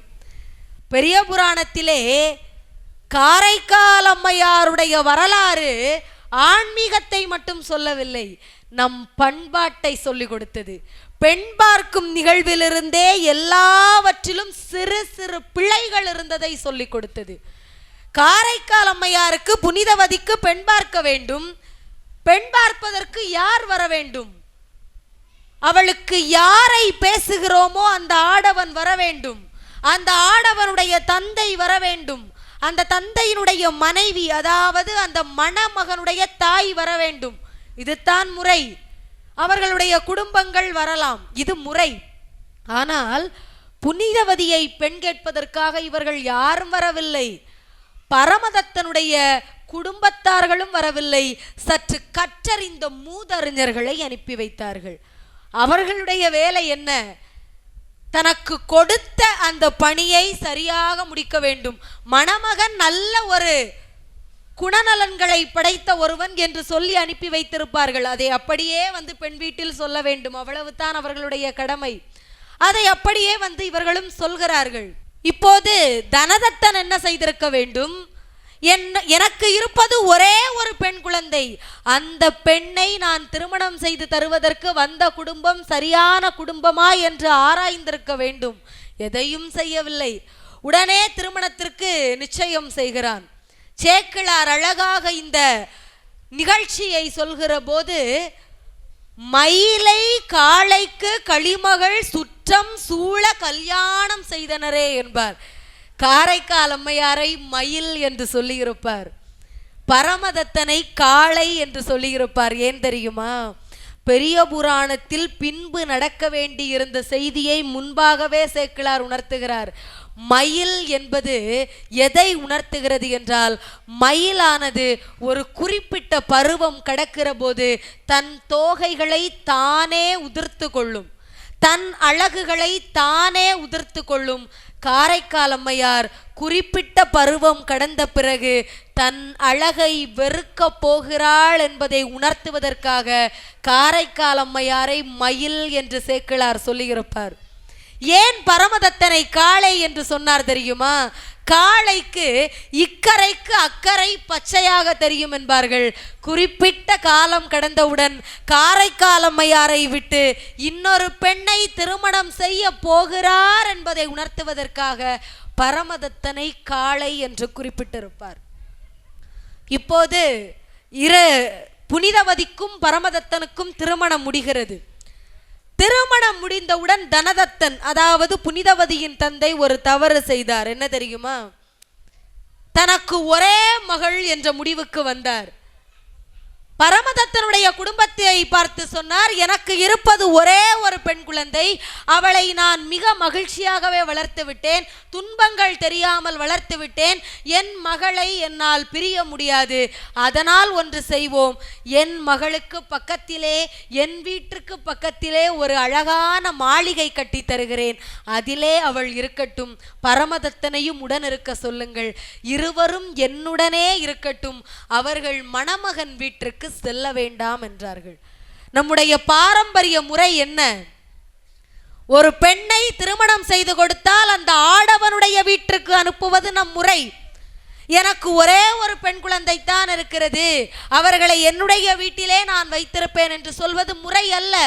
ஆனால் பாசத்தின் மிகுதியால் தனதத்தன் என்ன செய்தார்? தன் பிள்ளை தன்னோடு இருக்கட்டும் என்ற முடிவுக்கு வந்தார். சரி, அதிலும் ஒன்றை நாம் கவனிக்க வேண்டும். தன் வீட்டிலே இருக்க வேண்டும் என்று சொல்லவில்லை, பக்கத்திலே ஒரு மாளிகை கட்டித்தருகிறேன் என்று தான் சொன்னார். ஏன் தெரியுமா? எப்போதுமே மருமகன் என்பவன் தன் மாமனாரின் வீட்டிலே இருந்தால் அது மரியாதை கிடையாது, சில நாட்களுக்குத்தான் மரியாதை. தன் வீட்டிலே இருந்தால் தன் மருமகனுக்கான மரியாதை சில நாட்களிலே குறைந்து விடும் என்பதற்காகத்தான் பக்கத்திலே அவர்களுக்கென்று ஒரு மாளிகை கட்டி கொடுத்தார். எல்லா விதத்திலும் நாம் பார்க்க வேண்டும், எல்லா விதத்திலும் ஏதோ ஒரு பாரம்பரியத்தை காரைக்கால் அம்மையாரின் வாழ்க்கை வரலாறு சொல்லித்தான் தருகிறது. இப்போது திருமணம் முடிகிறது, பல நாட்கள் கிடக்கிறது. திருமணத்திலே கிடைத்த செல்வத்தை வைத்து பரமதத்தன் மிக பெரிய முறையிலே வாணிபம் செய்கிறான். வாணிபத்திலே ஒரு நாள் தன்னுடைய கடையில் இருக்கிற போது 2 நண்பர்கள் பார்ப்பதற்காக வந்தார்கள். இருவரும் 2 மாங்கனியையும் கொண்டு வந்தார்கள். எப்படி திருவிளையாடலிலே நாரதர் கொண்டு வந்த மாங்கனியால் அங்கே மிகப்பெரிய திருவிளையாடல் நிகழ்ச்சி நடந்ததோ, மிகப்பெரிய போரே நடந்ததோ, அதே போலத்தான் காரைக்கால் அம்மையாருடைய வாழ்க்கை வரலாறிலும் இந்த 2 மாங்கனியால் தான் மிகப்பெரிய திருப்பமே நடந்தது. அந்த 2 மாங்கனியையும் தன்னுடைய கடையிலே இருந்த ஒரு சிறுவனிடம் கொடுத்து பரமதத்தன் சொன்னான், இதை சென்று புனிதவதியிடம் கொடு, நான் வீட்டிற்கு வந்த பிறகு சாப்பிடுகிறேன் என்று. சிறுவனும் புனிதவதியிடம் சென்று கொடுத்தான். புனிதவதிக்கு ஒரே மகிழ்ச்சி, கணவன் கொடுத்து அனுப்பியிருக்கிறார், வந்தவுடன் அவருக்கு கொடுக்க வேண்டும் என்று. சில மணி நேரம் கிடக்கிற போது வீட்டு வாசலிலே, அம்மா பசித்து வந்தோம், எனக்கு உணவு வேண்டும் என்று ஒரு குரல் கேட்டது. ஓடி சென்று பார்த்தால் அங்கே ஒரு சிவனடியார் உடல் முழுவதும் திருநீறு பூசிக்கொண்டு அப்படியே சிவபெருமானே வந்ததை போன்று வாசலிலே பசியோடு காத்து கொண்டிருந்தார். புனிதவதிக்கு தெரியும், சிவனடியாராக இருக்கக்கூடியவர்களுக்கு உணவு கொடுப்பதுதான் மிகப்பெரிய சிவதொண்டு. அதை கொடுக்காமல் சிவபெருமானை வணங்குவதால் யாதொரு புண்ணியமும் கிடையாது. சிவனடியார் வந்திருக்கிறாரே என்று அகம் மகிழ்ந்து, வாருங்கள், உணவெல்லாம் தயாராக இருக்கிறது, தாங்கள் உணவை உட்கொண்டால் மட்டும் போதும் என்று சொல்லி வீட்டிற்குள்ளே கொண்டு வந்து அமர்த்தியும் விட்டாள். வீட்டிற்குள்ளே வந்த பிறகுதான் புனிதவதிக்கு தெரிகிறது, உணவே நாம் சமைக்கவில்லையே, சிவனடியாரை கொண்டு வீட்டிற்குள் அமர்த்தியும் விட்டோம், உணவு இன்னும் தயாராகவில்லை, எதை கொடுப்பது என்று சொல்லி உடனே சமையலறைக்கு சென்றாள். தயிர் சாதத்தை செய்தாள்.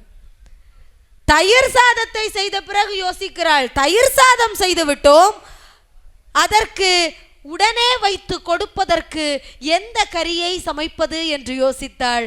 பார்த்தாள், பக்கத்திலே 2 மாங்கனி இருந்தது, ஒன்றை எடுத்து வெட்டினாள், ஊறுகாயாக சமைத்து தயிர் சாதத்தோடு ஊறுகாய் வைத்து சிவனடியாருக்கு கொடுத்தாள். எல்லாவற்றையும் கொடுத்து அவர் சாப்பிட்டு விட்டு மிகுந்த மகிழ்ச்சியோடு ஆசீர்வாதமும் கொடுத்து விட்டு செல்கிறார். எல்லாம் முடிகிறது. சிவனடியார் சென்று சில நிமிடங்களிலே பரமதத்தன் வீட்டிற்குள் வந்தான். பரமதத்தன் வந்தவுடன் அவனுக்கும் உணவை பரிமாறினால், அவனும் சாப்பிட்டான். சாப்பிட்டு முடித்தவுடன் பரமதத்தன் கேட்டான், புனிதவதி, 2 மாங்கனிகளை கொடுத்து அனுப்பினேன் அல்லவா, அதில் ஒன்றை எடுத்து வா என்று. புனிதவதி மகிழ்ச்சியோடு ஒன்றை எடுத்து தன்னுடைய கணவனுக்கு கொடுத்தாள்.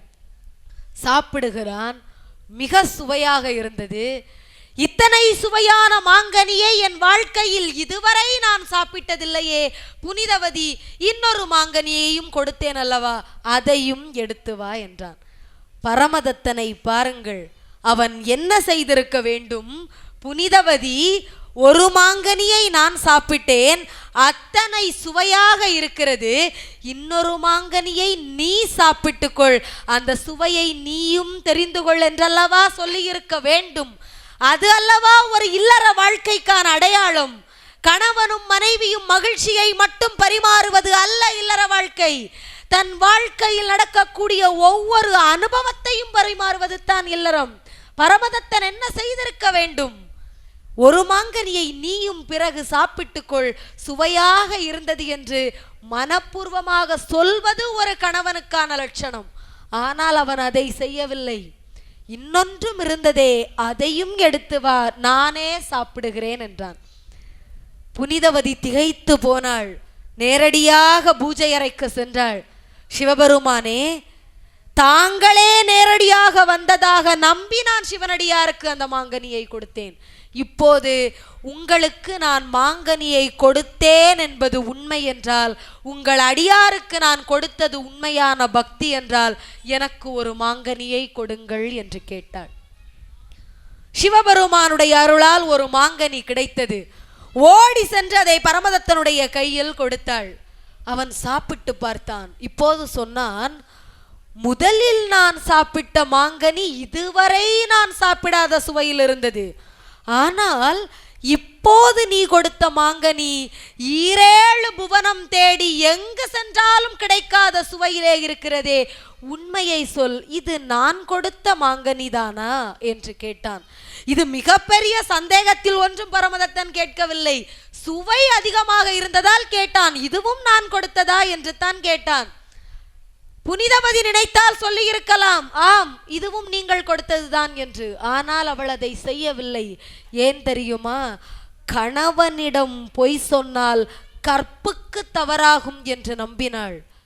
உண்மையை சொன்னாள். இல்லை, முதலில் நீங்கள் கொடுத்தனுப்பியதில் ஒன்றை நான் சிவனடியாருக்கு கொடுத்தேன், இப்போது சிவபெருமானிடம் பெற்றுத்தான் கொடுத்தேன் என்று. பரமதத்தனுக்கு அந்த அளவிற்கு ஆன்மீகம் கிடையாது, சிவபெருமானின் மீது நம்பிக்கையும் கிடையாது.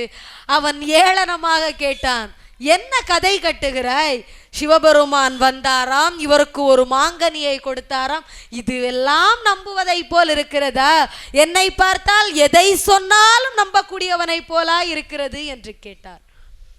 இல்லை, உண்மையாகவே நான் சிவபெருமானிடமிருந்து தான் கொடுத்தேன் என்றால் நம்பவில்லை. பரமதத்தன் சொன்னான், சரி நான் நம்புகிறேன்.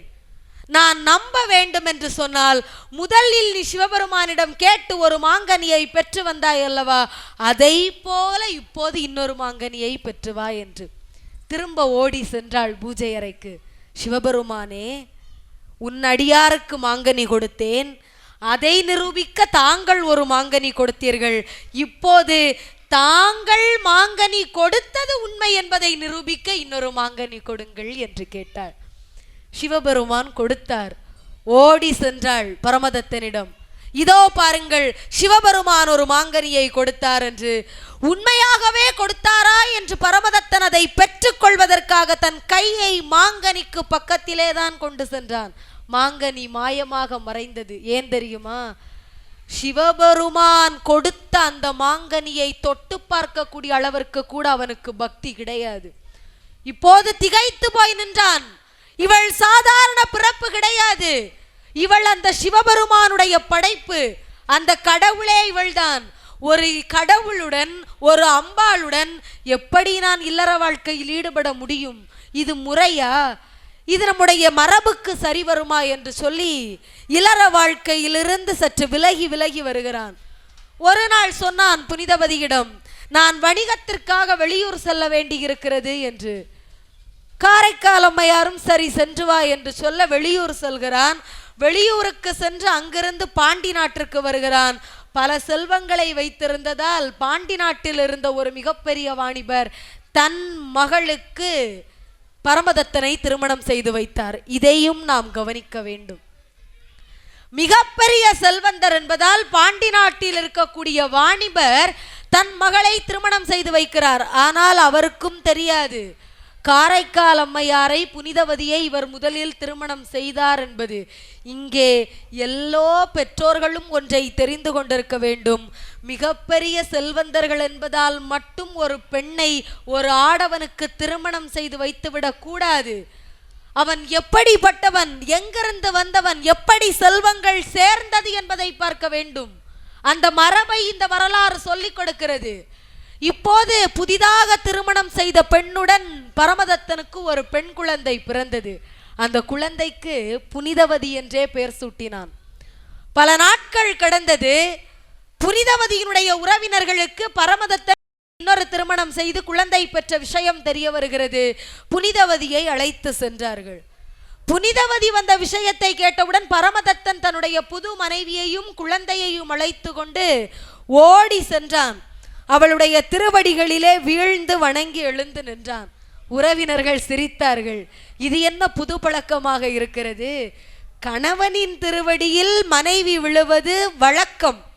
இங்கே மனைவியின் கால்களிலே கணவன் விழுகிறானே, இது என்ன வழக்கம் என்று கேட்டார்கள். பரமதத்தன் சொன்னான், நான் மட்டும் விழக்கூடாது, அவள் கடவுள், எல்லோரும் அவளை வணங்குங்கள் என்று சொன்னார். எல்லோரும் நகைத்தார்கள். ஆனால் புனிதவதிக்கு மனதிலே வருத்தமாக இருந்தது. அவள் நினைத்தாள், இந்த அழகை எல்லாம் யாருக்காக நான் சேர்த்து வைத்தேன்? என் கணவனுக்காகத்தானே. என் உடலின் வனப்பு யாருக்காக? என் கணவனுக்காக. என்னுடைய ஒவ்வொரு அசைவையும் என் கணவனுக்காக வாழ்ந்தேன். ஆனால் மிக சுலபமாக நான் தேவையில்லை என்று போயிருக்கிறாரே, பின்பு எதற்கு எனக்கு இந்த அழகு? என் கணவனே இல்லாத இந்த வாழ்க்கையிலே எனக்கு எதற்காக இந்த வனப்பு வேண்டும்? எதற்கு இந்த அழகு எனக்கு? இவை எதுவுமே தேவையில்லை என்று உணர்கிறாள். இது எதுவுமே நம் வாழ்க்கைக்கு உதவாது என்பதையும் தெரிந்து கொண்டு தன் அழகை தானே உதிர்க்கிறாள். ஒரு நொடியிலே சிவபெருமானை பார்த்து கேட்கிறாள், எம்பெருமானே, எனக்கு எதுவும் தேவையில்லை, நீ சுடுகாட்டில் வாழக்கூடிய கடவுள். என்னுடைய கணவன் இந்த பூலோகத்தில் நான் பார்த்த கடவுளாக அவரை வைத்திருந்தேன். அவருக்காக இந்த தசையை வைத்திருந்தேன். அவர் விரும்பாத தசை இனிமேல் எனக்கு தேவையில்லை. சுடுகாட்டிலே வாழக்கூடிய எம்பெருமானே, நீ பேய் வடிவத்தை தானே எப்போதும் விரும்பி ஏற்றுக்கொள்வாய். உனக்காக நான் பேய் வடிவத்தை தரிக்கிறேன், என்னை பேயாக மாற்றிவிடு என்று சொல்லி பேய் வடிவத்தை தரித்து கொள்கிறாள். உறவினர்கள் எல்லோரும் கேட்டார்கள், எதற்காக இப்படி எலும்பு வடிவத்தை எடுத்திருக்கிறாய்? இது உன் வாழ்க்கையிலே உதவுமா என்று. புனிதவதி ஒன்றைத்தான் சொன்னாள், இப்போது நான் எடுத்திருக்கக்கூடிய இந்த வடிவம் உங்களுக்கானது அல்ல, அந்த பரம்பொருளுக்கானது. பரம்பொருள் விரும்பக்கூடிய வடிவத்தை மட்டும்தான் நான் எடுத்திருக்கிறேன் என்று சொல்லி அந்த திருவாலங்காட்டு மலைக்கு சென்றாள். மலையின் நுனியில் நிற்கிற போது கீழ்ப்பக்கத்திலிருந்து மேலே எம்பெருமானை பார்த்தாள். ஒரு நொடி நினைத்தாள், எம்பெருமானே அங்கே இருக்கக்கூடிய மலையிலே என் கால்கள் படுவது முறையாக இருக்குமா? இது சரியாக இருக்குமா? இது தவறு என்று சொல்லி தலைகீழாக நடந்தாள். தன்னுடைய கைகளாலும் தலையாலும் அந்த மலையிலே நடக்கிறாள். மேல் பக்கத்தை செல்கிற போது உமையம்மை கேட்டாள், ஐயனே, யார் இந்த பெண்? பேய் வடிவம் எடுத்துக்கொண்டு தலைகீழாக நடந்து வருகிறாளே, இவள் யாராக இருக்க முடியும் என்று. சிவபெருமான் ஒரு கணம் அப்படியே பார்க்கிறார். உமையம்மையை பார்த்து சொன்னார், இங்கே தலைகீழாக வந்து கொண்டிருக்கிறாரே, இவர் வேறு யாரும் கிடையாது, என்னை பெற்ற தாய் என்று சொல்லி காரைக்கால் அம்மையாரை பார்த்து சொன்னார். அம்மா வாருங்கள் என்று வாயார் அழைத்தார். நினைத்து பாருங்கள், ஒருவனை பெற்றவளை நாம் அம்மா என்று அழைப்போம், அது வழக்கம். சிவபெருமானுக்கு பிறப்பும் கிடையாது, இறப்பும் கிடையாது. அப்படி இருக்க அம்மா என்று அழைத்தார் என்றால் இந்த உலகத்திலே எம்பெருமானை பார்ப்பதற்கும் தாயான ஸ்தானத்தில் ஒருவள் இருக்கிறாள் என்பதை உணர்த்துவதற்காக புனிதவதியை அம்மா என்று அழைத்தார் என்றால் ஒன்றை தெரிந்து கொள்ளுங்கள். உண்மையான பக்தி என்பது மனதிலே இருந்தால் இறைவனுக்கு குழந்தையாகவும் மாறலாம், தொண்டனாகவும் மாறலாம், அந்த இறைவனுக்கே தாயாகவும் மாறலாம் என்பதை தெரிந்து கொள்வோம். காரைக்கால் அம்மையார் சிவபெருமானிடம் திருவிரட்டைமணி மாலை என்கிற பெயரிலே பல கோரிக்கைகளை வைத்தாள். அதில் கேட்கிற போது ஈசனவன் அல்லாதில்லை என நினைத்து கூசி மனத்தகத்து கொண்டிருந்து பேசி மறவாது வாழ்வாரை மண்ணுலகத்தென்றும் பிறவாமை காக்கும் பிரான் என்று சொல்கிறாள். என்னவென்றால் ஈசனவன் அல்லாதில்லை, சிவபெருமானை தவிர வேறு கடவுளே இல்லை என்று நம்முடைய மனதிலே நினைத்து அவனுடைய புகழையெல்லாம் நாம் பாடுவோம் என்று சொன்னால் இந்த மண்ணுலக மக்கள் மட்டுமல்ல, அந்த விண்ணுலகத்து மக்களும் நம்மை போற்றி மீண்டும் பிறவாமை என்கிற நிலையை சிவபெருமான் கொடுப்பார் என்கிறார். இதை சொல்கிற போது தான் திருவாலங்காட்டிலே காரைக்கால் அம்மையார் சிவபெருமானிடம் கேட்ட கோரிக்கை நினைவுக்கு வருகிறது.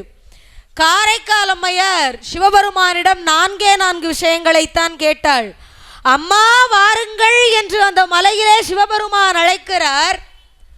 காரைக்காலிலே பிறந்து சிவபெருமானால் அம்மா என்று அழைக்கப்பட்டதால் காரைக்கால் அம்மையார் என்றும் அழைக்கப்பட்டாள். அப்படி சிவபெருமான் அம்மா என்று அழைத்து எதற்காக வருகை புரிந்தீர்கள், உங்களுக்கு என்ன வரம் வேண்டும் என்று கேட்டார். காரைக்கால் அம்மையார் கேட்டார், பெருமானே இரவாமை வேண்டும். காரைக்கால் அம்மையாருக்கும் தெரியும் எல்லாம் கேட்பதெல்லாம் நடந்து விடாது, ஒருவேளை நடக்கவில்லை என்றால். அடுத்ததாக கேட்டாள், இரவாமை வேண்டும், ஒருவேளை இறந்தால் மீண்டும் பிறவாமை வேண்டும் என்றாள். அடுத்ததும் சந்தேகம், ஒருவேளை பிறந்து விட்டால். மூன்றாவது கேட்டாள், பிறப்புண்டேல் உன்னை மறவாமை வேண்டும் என்று கேட்டாள். ஒருவேளை பிறந்து விட்டால் உன்னை மறக்காமல் இருக்க வேண்டும், அவ்வளவுதான். மறக்காமல் எப்படி இருப்பது? மனிதனாக பிறந்தவன் ஒரு சில வேளைகளில் ஒரு சில விஷயங்களை மறக்கலாம். அப்படி உன்னை நான் மறக்காமல் இருக்க வேண்டும் என்றால் உன் திருவடியில் இருக்க வேண்டும். சிவபெருமானே, ஒருவேளை இறந்தால் ஒருவேளை பிறந்தால் அதில் உன்னை மறவாமல் இருப்பதற்கு உன் திருவடிகளின் கீழே நான் தாளமிட அதற்கு நீ ஆட வேண்டும், அதை என் கண்ணால் பார்க்க வேண்டும் என்பதை தவிர வேறு எந்த ஆசையும் இந்த பிறவியில் எனக்கு வந்துவிடாது என்று சொன்னாள் என்றால் காரைக்கால் அம்மையாருடைய பக்தி உரிமையோடு கூடிய பக்தி. ஏனென்றால் அவளுக்கு எப்படி அந்த உரிமை வந்தது என்றால் அவள் இப்போது தாய் சொல்வதைத்தானே பிள்ளை கேட்க வேண்டும், அதுதானே முறை. தாய் என்கிற உரிமை வந்த பிறகு காரைக்கால் அம்மையார் சிவபெருமானுக்கு ஒரு ஆணையிட்டாள். என்ன தெரியுமா? சிவபெருமானே, உன்னுடைய பக்தர்கள் எல்லோரும் உன்னை நேசிக்கிறார்கள், அதிக அன்பு செலுத்துகிறார்கள். ஆனால் உன் பக்தர்கள் எல்லோரும் உன்னை பார்த்து பயப்படுவதற்கு ஒரு காரணம் உண்டு, அது தெரியுமா என்று கேட்கிறாள். சிவபெருமான் ஒருவேளை என்ன என்று கேட்டிருக்கலாம். அடுத்ததாக காரைக்கால் அம்மையார் சொல்கிறார், சிவபெருமானே, உங்கள் கழுத்திலே கர்ஜித்த சிங்கம் போன்று இருக்கக்கூடிய அந்த படம் எடுத்த நாகத்தை மட்டும் கழற்றி வீசுங்கள். அந்த நாகத்தை பார்த்து பயத்திலே பல பக்தர்கள் உன் அருகில் வர பயப்படுகிறார்கள் என்று நினைத்து பாருங்கள். சிவபெருமான் என்று சொன்னாலே நம் எல்லோருக்கும் என்ன நினைவு வரும்? ஒரு ஜடையின் உச்சியிலே கங்கை, அதன் பிறகு அந்த நாகம்தான், அதன் பிறகு இடுப்பிலே ஆடையாக போர்த்தி இருக்கக்கூடிய புலித்தோல். ஒருவனுடைய அடையாளத்தை மாற்று என்று சொல்ல வேண்டும் என்றால் சொல்லக்கூடியவருக்கு எவ்வளவு உரிமை இருக்க வேண்டும். அப்படி என்றால் சிவபெருமானின் அடையாளத்தையே மாற்ற நினைக்கிறாள் என்றால் காரைக்கால் அம்மையாருக்கு எவ்வளவு உரிமை இருக்க வேண்டும். அதற்கடுத்ததாக சொன்னாள், பரம்பொருளே, மிகப்பெரிய நிலையிலே நீங்கள் இருக்கிறீர்கள். ஆனால் இன்றைய மக்கள் நீங்கள் நிலையானவர் என்பதை புரியாமல் நிலையற்ற செல்வத்தில் ஆசை கொள்கிறார்கள். கணவனையும் மனைவியையும் பார்க்கிற போது ஒருவருக்கொருவர் என்ன நினைக்கிறார்கள், இவர்கள்தான் 7 ஜென்மம் நமக்கு கணவன் மனைவியாக வரப்போகிறார்கள் என்று. கணவன் என்ன நினைக்கிறான், என்னுடைய மனைவி, என் பிள்ளை, என் தாய், என் தந்தை, என் குடும்பம் என்று நினைக்கிறான். அவர்களுக்காக உழைக்கிறான், அவர்களையே அணுகணமும் நினைக்கிறான். ஆனால் யாரும் யோசிப்பதில்லை, இந்த பிறவியில் நமக்கு மனைவியாக வந்தவர்தான் அடுத்த பிறவி மனைவியாக வரப்போகிறாரா, அல்லது இந்த பிறவியில் எனக்கு குழந்தையாக வந்தவள் தான் அடுத்த பிறவியிலே எனக்கு குழந்தையாக போகிறாளா? இல்லை, யாரும் இந்த பிறவியில் வந்தவர்கள் அடுத்த பிறவியில் வரப்போவதில்லை. எல்லா பிறவியிலும் நம்மை தொடர்ந்து வர வேண்டும் என்றால் அது சிவபெருமானாக மட்டும்தான் இருக்க முடியும். அந்த நிலையான கடவுளை வணங்குவதற்கான மனதை இந்த மனிதர்களுக்கு கொடு என்று காரைக்கால் அம்மையார் கேட்கிறார். இப்படி சிவபெருமானை பார்த்து காரைக்கால் அம்மையாரும் சரி, பல்வேறு நாயன்மார்களும் பல்வேறு அடியார்களும் கேட்கிறார்கள் என்றால் எல்லோரும் சிவபெருமானை நம்பினார்கள். நம்பினால்தானே கேட்க முடியும்.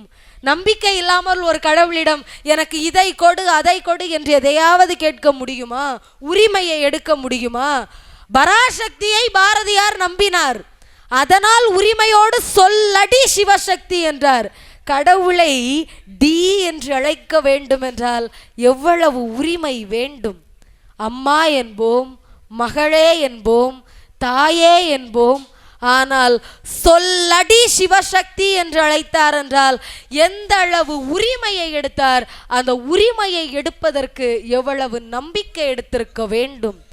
நம்பிக்கையை தரக்கூடிய முகம் அந்த சிவபெருமானுடைய முகம். அதனால்தான் குனித்த புருவமும் கொவ்வை செவ்வாயில் குமுன் சிரிப்பும் பனித்த சடையும் பவழம்போல் மேனியில் பால் வெந்நீரும் இனித்த முடைய எடுத்த பொற்பாதமும் காணப்பெற்றால் மனித்த பிறவியும் வேண்டுவதே இந்த மாநிலத்தே என்றார். காரைக்கால் அம்மையார் என்ன கேட்டார்? பிறவாமை வேண்டுமென்றார். இந்த பாடல் என்ன சொல்கிறது? அழகாக அந்த வளைந்த புருவத்தையும் கோவை பழம் போன்று சிவந்த அந்த உதடுகளையும் திருநீர் பூசிய அந்த உடலையும் அழகாக ஒற்றை காலை பூமியில் ஊன்றி இன்னொரு காலை தூக்கி நடனம் செய்யக்கூடிய அந்த நடன காட்சியையும் பார்ப்பதற்காகவே 7 பிறப்புகள் இந்த பூலோகத்திலே பிறக்கலாம், 1000 பிறவிகளை கொடு, அந்த அழகை நான் பார்த்து கொண்டிருக்கிறேன் என்று சொல்கிறார்கள் என்றால் சிவபெருமானுக்கு அழகை சேர்ப்பதில் முக்கியமான விஷயம் திருநீர் தான். அப்படி என்ன இருக்கிறது திருநீற்றில்? திருநீற்றின் புகழ் என்ன? திருநீற்றின் பெருமை என்ன? மந்திரமாவது நீரு, வானவர் மேலது நீரு, சுந்தரமாவது நீரு, துதிக்கப்படுவது நீரு. திருநீர் என்பது சாதாரணமான ஒரு சமய சின்னம் கிடையாது.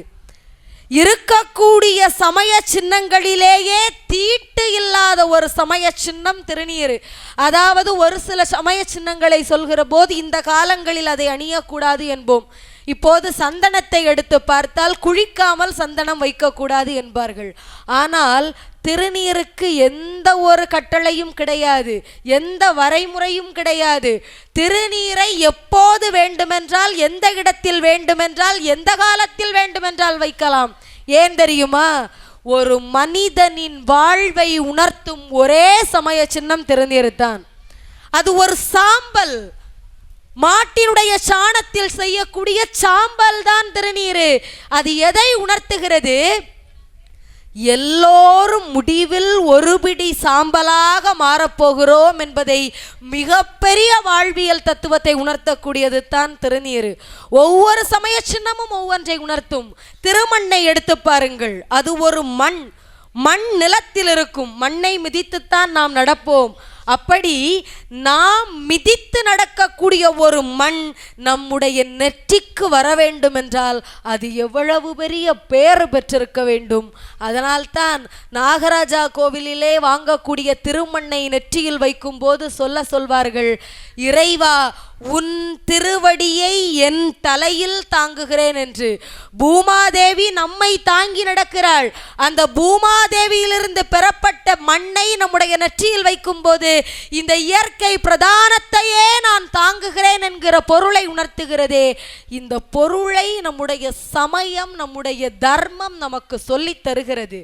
இதையெல்லாம் நாம் தெரிந்து கொள்கிற போது முக்கியமாக சிவபெருமானுடைய வழிபாட்டிலே சிவபெருமானை வணங்குகிற போது 5 எழுத்து மந்திரத்தின் பொருள் தெரிந்து வணங்க வேண்டும். நம்முடைய சமயத்தின் ஒரு பாடலிலே இடம்பெற்றிருக்கும், 5 எழுத்திலே பிறந்து 5 எழுத்திலே வளர்ந்து 5 எழுத்தை ஓதுகின்ற பஞ்சபூத பாவிகள் 5 எழுத்தில் ஓரெழுத்து அறிந்து கூற வல்லரே அஞ்சல் அஞ்சல் என்று நாதன் அம்பலத்துள் ஆடுவான் என்போம்.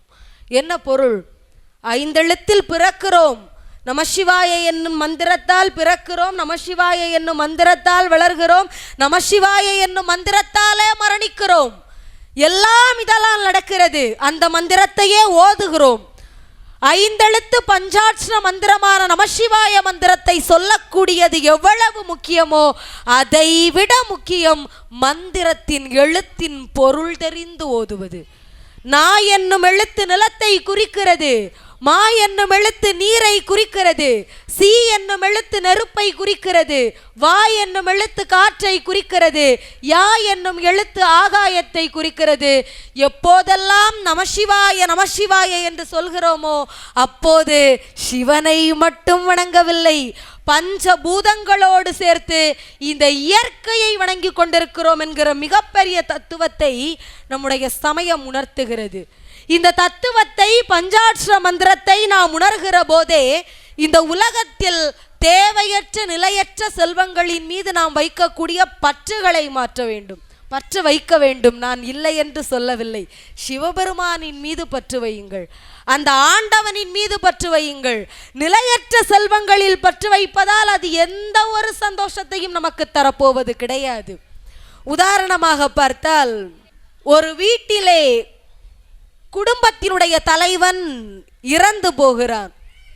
அவனின் மீது குடும்பத்தில் உள்ள எல்லோரும் பற்று வைத்திருந்தார்கள். அதனால் அவனுடைய இழப்பை யாராலும் ஏற்றுக்கொள்ள முடியவில்லை. எல்லோரும் யமதர்மராஜாவை பார்த்து சொன்னார்கள், குழந்தைகள், மனைவி, தாய், தகப்பன் உட்பட எல்லோரும் சொன்னார்கள், எங்கள் குடும்பத்தினுடைய தலைவனே இவர்தான், அவருடைய உயிரை எடுத்து விட்டாயே, எங்கள் குடும்பம் என்ன செய்யும் என்று நீங்கள் யாரும் யோசிக்கவில்லையே. யமதர்மராஜா, நாங்கள் எல்லோரும் அவரை நேசித்தோம், கேட்டிருந்தால் என் உயிரை கொடுத்திருப்பேனே, என் உயிரை எடுத்திருந்தால் கூட இந்த குடும்பம் இவ்வளவு பெரிய இழப்பை சந்தித்திருக்காது, என்னுடைய கணவன் உயிரை எடுத்து விட்டாயே என்று மனைவி சொன்னாள். எல்லோரும் அழுதார்கள், எங்கள் உயிரை எடுத்து அவனுடைய உயிரை கொடுத்திருக்கலாம், தவறு செய்து விட்டாய் யமதர்மராஜா என்று. யமதர்மராஜா நேரடியாகவே வந்துவிட்டார். இத்தனை முறை அழுகிறார்களே என்று சொல்லி யமதர்மராஜா வீட்டிற்குள் வந்தார். இப்போது மரணித்தவருடைய மனைவி, அவருடைய 2 குழந்தைகள், அவருடைய தாய் தகப்பன் எல்லோரும் வீட்டில் இருந்தார்கள். யமதர்மராஜா வந்து கேட்டார், சரி, என் உயிரை எடுத்திருக்கலாம், என் உயிரை எடுத்திருக்கலாம் என்று எல்லோரும் அழுதீர்களே, நான் உங்களுக்கு ஒரு வாய்ப்பு தருகிறேன், உங்கள் குடும்ப தலைவனின் உயிரை திரும்ப தருகிறேன், அவருக்கு பதிலாக நான் இறக்கிறேன் என்று யாராவது ஒருவர் முன்வாருங்கள் என்றார். எல்லோரும் இப்போது என்ன பதில் சொல்வதென்று தெரியாமல் திகைத்தார்கள். யமதர்மராஜா சொன்னார், சரி, பயப்பட வேண்டாம், அரை மணி நேரம் உங்களுக்கு தருகிறேன், கலந்துரையாடி ஒரு நல்ல முடிவை சொல்லுங்கள், நான் வீட்டின் வெளிப்புறத்திலே காத்திருக்கிறேன் என்று சொல்லி யமதர்மராஜா வீட்டிற்கு வெளியில் நின்றார். உள்ளே செல்கிறார்கள் 5வரும். எல்லோருடைய பார்வையும் இப்போது தாத்தாவை பார்த்தது. வயதில் மூத்தவர் அவர்தானே என்று எல்லோரும் தாத்தாவை பார்த்து கேட்டார்கள், தாத்தா, நீங்கள் வேண்டுமென்றால் மேலோகம் செல்லுங்கள், அவரை நாம் நம்முடைய வீட்டிற்கு அழைத்து விடலாம் என்று. தாத்தா சொன்னார், என்னுடைய அறிவுரையால் தான் குடும்பமே சரியான பாதையில் சென்று கொண்டிருக்கிறது. வீட்டில் வயதில் மூத்தவன் இருந்தால் மட்டும்தான் குடும்பத்தை நல்வழிப்படுத்த முடியும். நான் இருக்கிறேன், வேறு யாராவது செல்லுங்கள் என்று. அடுத்ததாக எல்லோருடைய பார்வையும் பாட்டியை பார்த்தது. பாட்டி சொன்னாள், தாத்தாவை வழிநடத்துவதே நான் தான். நான் இல்லை என்றால் தாத்தா சரியான பாதையில் செல்ல முடியாது. அது மட்டுமல்ல, நான் இல்லை என்றால் என் கணவனை யார் பார்த்து கொள்வார்? என்னை விட அவரை யார் அக்கறையாக பார்க்க முடியும்? நான் செல்ல மாட்டேன் என்றார். இப்போது மனைவியை எல்லோரும் பார்த்தார்கள். மனைவி சொன்னாள், கணவனும் இல்லை, என் குழந்தையை யார் அழகாக பார்ப்பது? என் குழந்தைகளின் எதிர்காலம் என்னை நம்பியல்லவா இருக்கிறது. தாயை போல ஒரு தகப்பன் பிள்ளைகளை வளர்த்திவிட முடியுமா? அதனால் நான் இருக்கிறேன் என்று சொன்னாள். இப்போது 2 குழந்தைகளையும் பார்த்தார்கள். 2 பிள்ளைகளும் சொன்னார்கள், நீங்களாவது வாழ்க்கையை வாழத் தொடங்கிவிட்டீர்கள், நாங்கள் இன்னும் வாழவே தொடங்கவில்லை, நாங்களும் மரணிக்க மாட்டோம் என்று. இப்போது எல்லோருக்குள்ளும் கலந்துரையாடல், யார் போவது யார் போவது. எல்லோரும் யமதர்மராஜாவிடம் கேட்டோம். யமதர்மராஜா வந்து விட்டார், செல்வதற்கு யாரும் தயாராக இல்லை. சரி, அரை மணி நேரம் முடிகிறது. யமதர்மராஜா கதவை தட்டுகிறார்.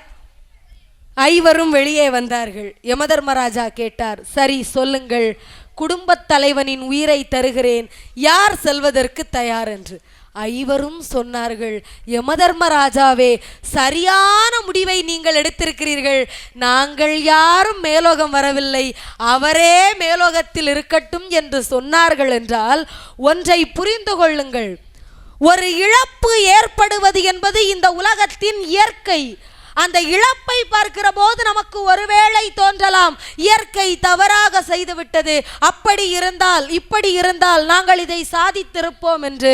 ஆனால் யமதர்மராஜா கொடுத்த அந்த வாய்ப்பு பூலோகத்தில் யாருக்கு கிடைத்தாலும் பதில் இதுவாகத்தான் இருக்கும். இயற்கையும் சரி, இறைவனும் சரி, நம்மை சரியான பாதையிலே தான் கொண்டு சென்று கொண்டிருக்கிறார்கள். அதை நாம் உணர வேண்டும், அவ்வளவுதான். ஒருவேளை உணர்ந்து விட்டோம் என்றே வைத்துக் கொள்ளுவோம். நாம் உணர்ந்த அந்த பக்தியை எல்லோரும் உணர வேண்டும் என்று ஆசைப்பட வேண்டும். வள்ளலாரிடம் அது இருந்தது.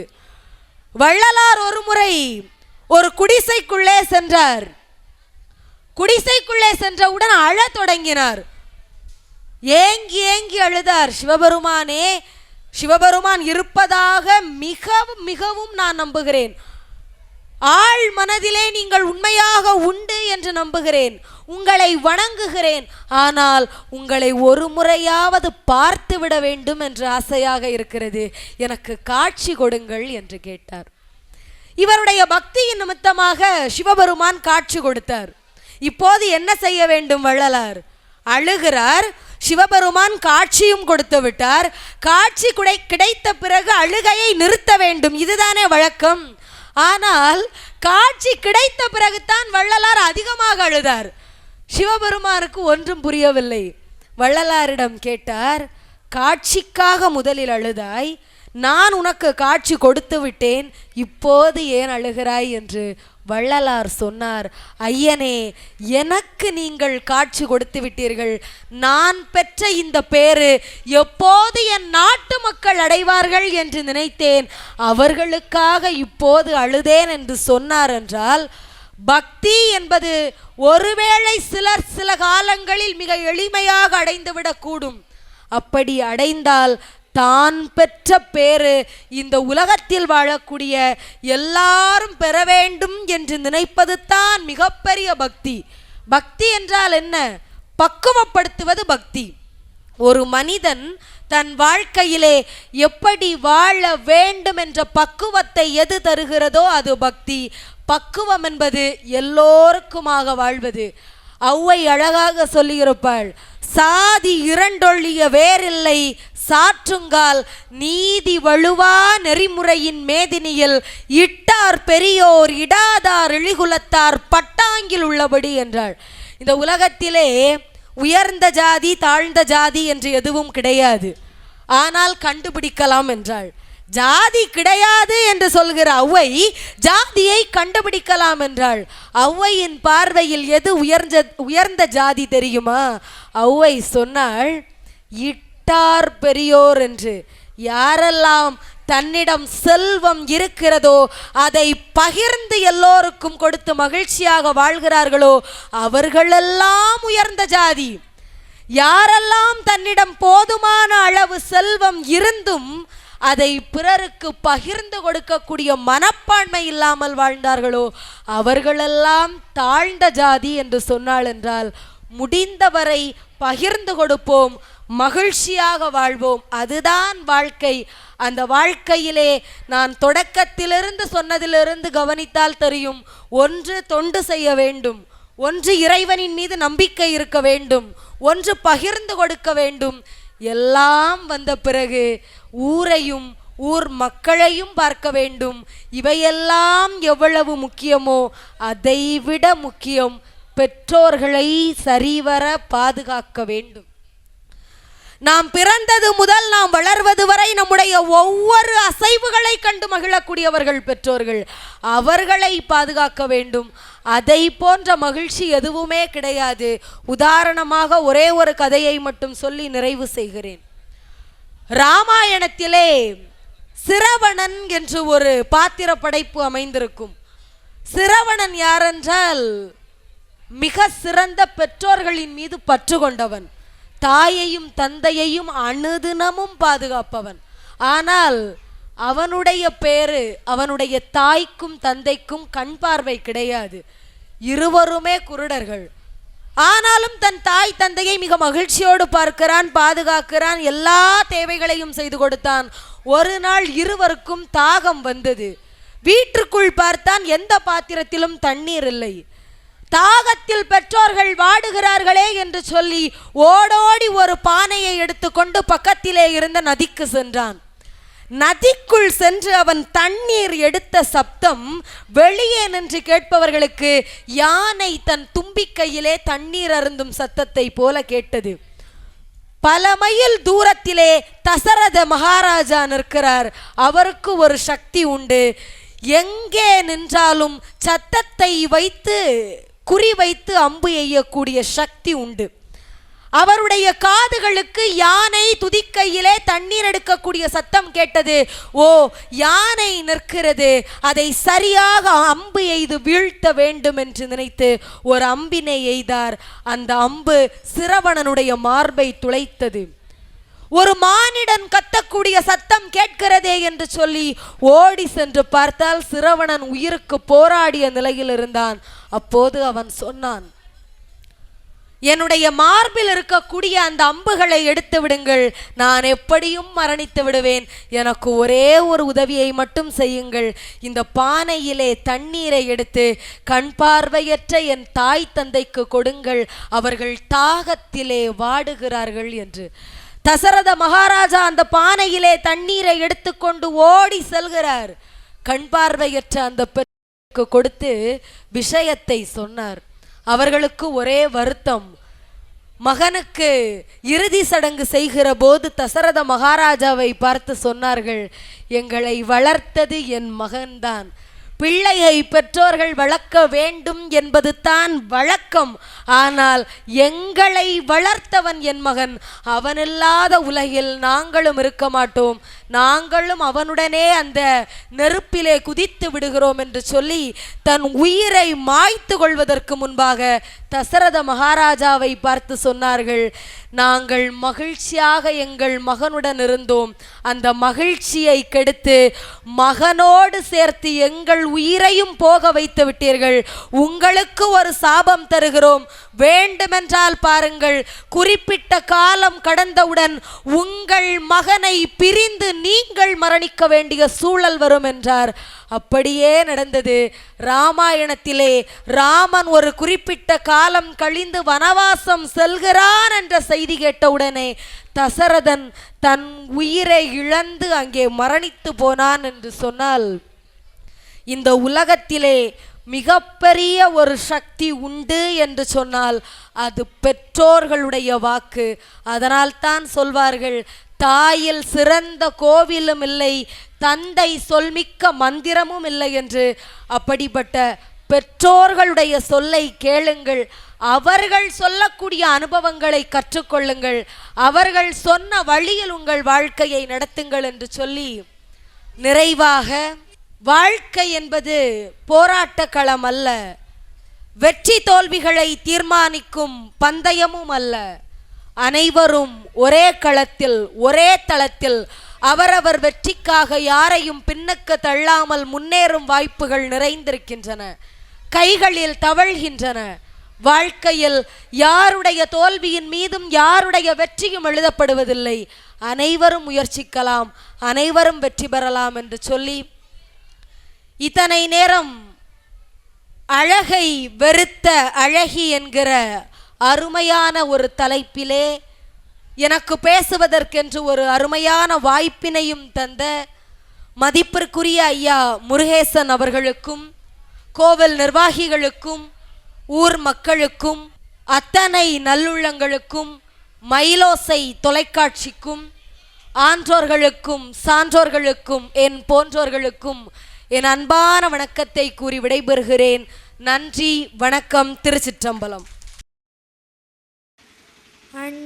அண்ணாமலையின் கண்ணாரமுதே உண்ணாமுலை வாழி சோணாச்சலத்தின் காணாமிருதம் கண்மணி நீ வாழி ஜோதியின் பாதியே ஆதியின் மாதே மாமலை ரூபத்தின் மங்கை நீ வாழியே பார்வதி தாய் வாழி கிரிவலம் உடன் வரும் உமையவள் பதம் வாழி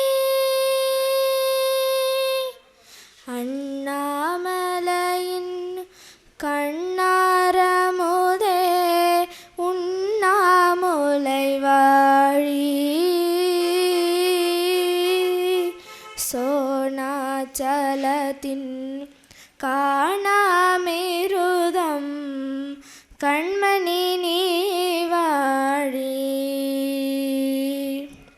அருணகிரி திருப்புகழை அனுதினம் செவி மடக்கும் இளைய மகன் வணங்கிடும் பெரிய முகன் ஆணை முகன் தொழுதிடும் பருவதற்கு கலைமகளை போற்றிடும் கார்த்திகை தீபம் ஒளிவிடும் தீபத்தில் உன்முகம் ஜொலித்திடும் ஜோதியின் வடிவென விளங்கிடும் ஆதியின் அழகினை அறிந்திடும் தேரில் உலவிடும் தேவியை போற்றி நூறாயிரமாய் ஞானிகள் வாழ்த்தி அஷ்டலிங்கத்தின் தேவியை வாழ்த்தி காவல் தெய்வங்களுடன் வந்து உலவி அருணாச்சலத்தின் ஆறுயிர் பாதி அண்டம் சுமக்கும் அடிமலர் போற்றி சந்திரனை சூரியனை உனதிரு விழிகளில் தாங்கிய மலைமகள் வாழ்கவே. அண்ணாமலையின் கண்ணாரமுதே உண்ணாமுலை வாழி சோணாச்சலத்தின் காண